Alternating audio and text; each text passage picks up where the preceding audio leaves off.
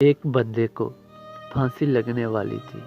وقت کے راجا نے کہا، میں تمہاری جان بخش دوں گا اگر تم میرے ایک سوال کا صحیح جواب دو گے۔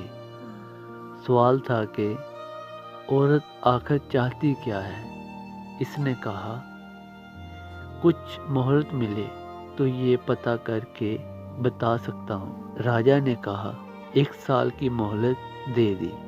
وہ بہت گھوما، بہت سے لوگوں سے ملا، مگر کہیں سے بھی کوئی تسلی بخش جواب نہیں ملا۔ کسی نے کہا کہ دور جنگل میں ایک چڑیل رہتی ہے، وہ ضرور بتا سکتی ہے تمہارے اس سوال کا جواب۔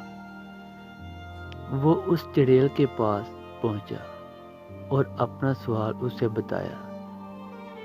چڑیل نے کہا کہ میں ایک شرط پر بتاؤں گی، اگر تم مجھ سے شادی کرو گے۔ اس نے سوچا کہ صحیح جواب کا پتہ نہ چلا، راجا کے ہاتھوں بھی تو جان جانی ہی ہے، اسی لیے شادی کے لیے رضامندی ہی بہتر ہے۔ شادی ہونے کے بعد چڑیل نے کہا کہ تم نے میری بات مان لی تو میں نے تمہیں خوش کرنے کے لیے فیصلہ کیا ہے کہ میں 12 گھنٹے تک چڑیل اور 12 گھنٹے خوبصورت پری بن کے تمہارے ساتھ رہوں گی۔ اب تم یہ بتاؤ کہ دن میں چڑیل رہوں یا رات کو؟ اب اس بیچارے نے سوچا کہ اگر یہ دن میں چڑیل ہوئی تو دن نہیں گزرے گا، اور رات میں ہوئی تو رات ڈر ڈر کر گزرے گی۔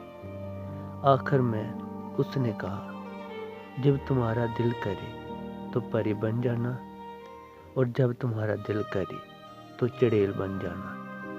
یہ بات سن کر چڑیل بہت خوش ہوئی اور اس نے خوش ہو کر کہا کہ تم نے مجھے اپنی مرضی کی چھوٹ دے دی ہے تو میں ہمیشہ ہی پری بن کے رہا کروں گی۔